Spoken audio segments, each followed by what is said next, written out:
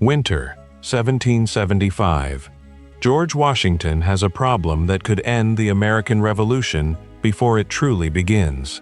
His army surrounds Boston, but it does not have enough cannons to force the British out. The only artillery that can save the siege sits 300 miles away, behind frozen lakes, mountains, and wilderness that nobody has crossed in winter, with 60 tons of iron. Every experienced officer believes it cannot be done. One man disagrees. He is not a general. He is not an engineer.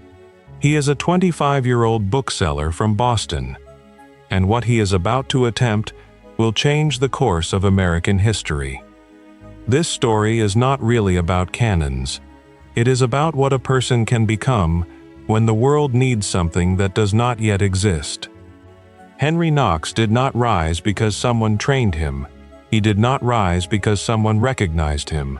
He rose because he read everything, believed everything he read, and had the particular kind of stubbornness that refuses to accept that something is impossible just because no one has done it yet. Not the most credentialed, not the most experienced, the most prepared, the most stubborn, and the most willing to walk toward the thing everyone else is walking away from. Before we go any further, think about what you just heard. A 25-year-old with no rank, no credentials, and no military training just convinced the commander of the Continental Army to send him 300 miles into frozen wilderness to attempt something every experienced officer said was impossible. He did not ask for permission to be qualified. He simply was. If that idea interests you, that preparation beats credentials, that the right person for a job is sometimes the last person anyone expects, this channel exists entirely for stories like this one. Every video we make is about someone history overlooked, underestimated, or simply forgot to mention. Hit subscribe, because the people worth knowing about are rarely the ones on the monuments. Henry Knox was born in Boston in 1750. His father abandoned the family when Henry was 9. His mother raised 7 children on almost nothing. Henry dropped out of school at 12 to keep them fed. By 20, he had opened his own bookshop on Cornhill Street, the London bookstore. Small, well-stocked, smelling of leather binding and printer's ink, Knox had the social intelligence to make conversation with everyone, Whigs and Tories, British officers and Sons of Liberty, with the same warm, booming laugh that carried out to the street. He was a big man, over 6 feet tall and well over 200 pounds, hands better suited to a forge than a shelf. But those hands turned pages with the patience of someone who understood that everything worth knowing had already been written down somewhere. Knox read with a purpose his customers would never have guessed. He worked through John Muller's Treatise of Artillery until the spine cracked, studying ballistic trajectories, powder chemistry, and cannon design. He read Vauban, the great French military engineer, absorbing siege tactics and fortification. He could explain the mathematics of powder charges for different bore sizes and debate gun carriage designs with expertise that would have impressed any British officer. The cheerful bookseller helping customers find poetry was quietly becoming one of the most knowledgeable self-taught artillery experts in the American colonies. He joined the Boston Grenadier Corps militia to handle real cannons for the first time. Theory meeting iron, pages becoming practice. Then he fell in love. Lucy Flucker was the daughter of Thomas Flucker, the Royal Secretary of Massachusetts, one of the most prominent Loyalist families in Boston. Her parents were horrified, their daughter marrying a tradesman with rebel sympathies. Lucy married Henry Knox anyway, in June of 1774. Her family disowned her. When war came, her parents fled to England. She never saw them again. The bookseller who read about cannons had found a partner who would match him in courage for the rest of his life. In April of 1775, Shots rang out at Lexington and Concord. Knox closed his bookshop, took Lucy's hand, and they slipped out of Boston past British sentries. According to the story he told later, Lucy had sewn his sword into the lining of her cloak as they walked through the checkpoint. Henry Knox left his books behind and walked toward the sound of cannons. He joined the militia camps outside Boston and immediately made himself useful.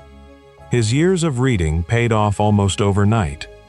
He advised on gun emplacements, helped design fortifications, and impressed everyone he worked with. When Washington arrived in Cambridge in July of 1775 to take command, Knox's reputation had already reached him. Washington had a problem. His army surrounded Boston on the landward side.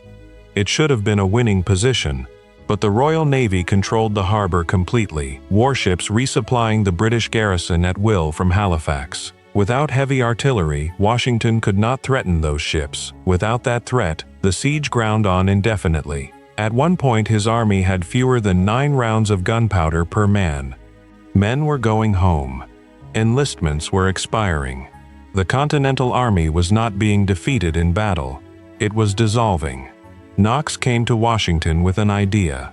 Fort Ticonderoga, captured from the British back in May, was packed with heavy weapons.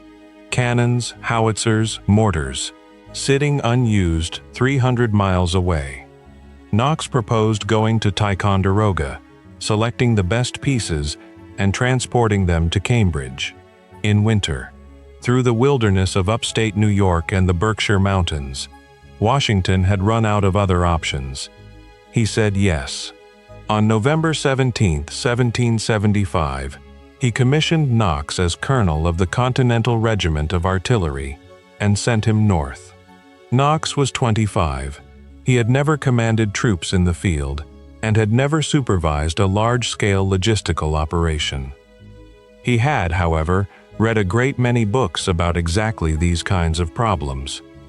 Knox arrived at Fort Ticonderoga in early December, walking through cold stone rooms with his brother beside him, inspecting each weapon with the precision of a man who had spent years reading about exactly these instruments. He selected 59 pieces of artillery, heavy 24-pound cannons, 18-pounders, mortars, howitzers, together with ammunition, roughly 60 tons. A single 24-pounder weighed as much as a modern car. He had to move all of it 300 miles in the dead of winter.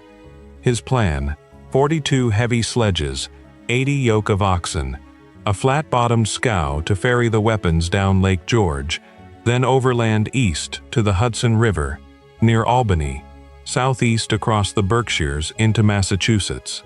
The first stage, 33 miles across frozen Lake George, was immediately treacherous. On one crossing, a cannon broke through the ice and sank. Knox's men fished it back out of the freezing water with ropes and brute strength. They recovered it. They kept moving. Knox did not have the luxury of waiting for perfect conditions. Every week of delay was another week closer to the spring thaw that would make the mountain roads impassable.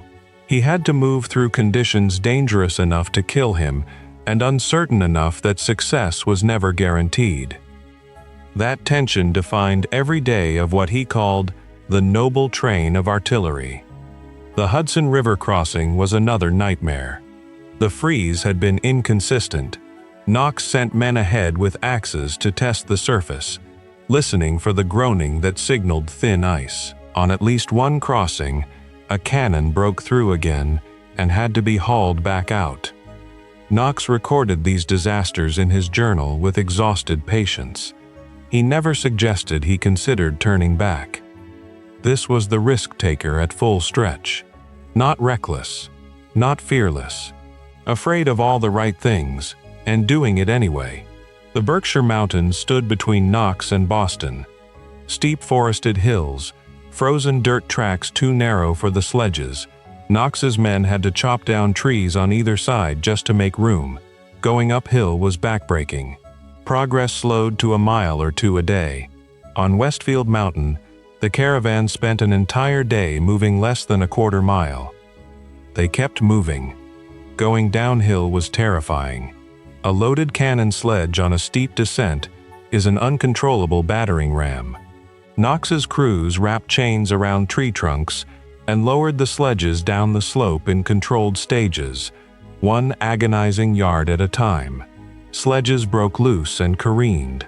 One cannon tumbled into a ravine. A sledge flipped and pinned a teamster until his companions levered it off him. A lesser man would have cached the heaviest pieces and pressed on with what was manageable. The mission was already more successful than anyone had expected. Knox refused. He had promised Washington 60 tons. He intended to deliver 60 tons. He rode back and forth along the miles-long caravan, checking sledges, adjusting ox teams, dismounting to help dig out the stuck ones himself. When tempers frayed, he talked men through it with humor and blunt honesty about what was at stake. He wrote long letters to Lucy from the trail, describing the frozen landscape in almost poetic terms, then following it with dry accounts of cannons falling through ice, missing her, proud of what he was building, afraid of what could still go wrong. Pause here for a second. Knox is halfway through an operation that everyone told him could not be done. His men are exhausted. His oxen are failing. The cannons keep breaking through the ice. The roads are getting worse, not better. And he has not quit. He has not written Washington a letter explaining why the mission needs to be scaled back. He just keeps going. Most people who did something extraordinary in history had a moment exactly like this, where quitting was the rational choice, where no one would have blamed them, where the math said stop. We cover those moments every week on this channel. The moment just before impossible becomes possible. If that is the kind of story that keeps you watching, subscribe right now and drop a like on this video so more people can find it. Leave a comment telling me the moment in this story where you thought Knox might actually give up. Because the answer, there is no such moment, says everything about who he was. Towns along the route responded with something that went beyond obligation. Tavern owners fed Knox's men. Blacksmiths repaired broken sledge runners. Farmers lent their own exhausted oxen. Small acts of solidarity from people who understood, sometimes barely, what the convoy creaking through their village meant for the larger struggle. Knox recorded their names. He paid what he could. He treated every person with the same respect he had once shown customers at the London bookstore. This was leadership. Not born into it, not trained into it, read into it, and then earned in the cold. The caravan reached the outskirts of Cambridge in late January of 1776. Knox rode ahead to report to Washington. 59 artillery pieces, 60 tons of equipment, 300 miles, not a single man killed, almost every gun in working condition, 2 months. Washington later wrote that the arrival of the artillery had given the army a capability it had lacked from the very first day of the siege. The target was Dorchester Heights, a ridge south of Boston overlooking both the city and its harbor. Artillery there would make every British ship in the harbor a target. Howe would have to attack the heights or leave. On the night of March 4, 1776, more than 2,000 Continental soldiers moved onto Dorchester Heights in darkness.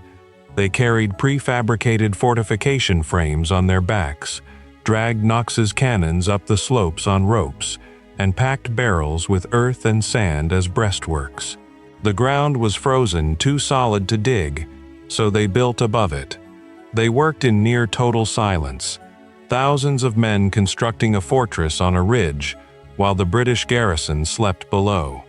By dawn on March 5th, the British looked up and saw something that should not have existed, a fully fortified artillery position, bristling with the same heavy guns Knox had dragged 300 miles through wilderness. Cannons pointed down at the city and across the water, the Continental flag snapping in the wind. What had been an empty hilltop 12 hours earlier was now the most dangerous piece of real estate in Massachusetts. Howe was stunned. He reportedly said the rebels had done more in one night than his own army could have accomplished in a month. He considered assaulting the heights. A storm made it impossible. By the time the weather cleared, Washington's position was even stronger. On March 17, 1776, the British garrison boarded their ships and sailed out of Boston Harbor. 9,000 troops headed for Halifax. Washington's army marched in on March 20th. Church bells rang for the first time in months. The siege was over. Knox's cannons had not just ended it. They had proven that the Continental Army could do more than survive. Exactly the evidence the wavering delegates in Philadelphia needed before they would vote for independence that July.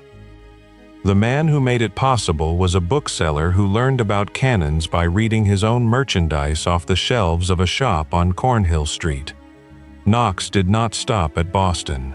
He was at Trenton on Christmas night 1776, bellowing orders from a Durham boat in ice-choked darkness, coordinating 18 artillery pieces that proved decisive the next morning. At Yorktown in 1781, his batteries, now over 100 guns, pounded the British fortifications until Cornwallis surrendered, and the war was effectively over. The bookseller, who taught himself artillery science from French manuals, directed the bombardment that won American independence. After the war, he became the nation's first Secretary of War. He oversaw the creation of West Point. Lucy was beside him through all of it, the woman who lost her family, crossed enemy lines, and matched her husband in courage at every turn. The Knox marriage was one of the great partnerships of the Revolution, though it rarely gets the attention it deserves. Knox died in 1806 at 56 from complications after swallowing a chicken bone. It was by any measure a death completely unworthy of the life that preceded it. The Berkshire Mountains are still there. The route is still traceable on a map. 300 miles of terrain that should have stopped a 25-year-old bookseller with no military experience and 60 tons of iron on wooden sledges. It did not stop him.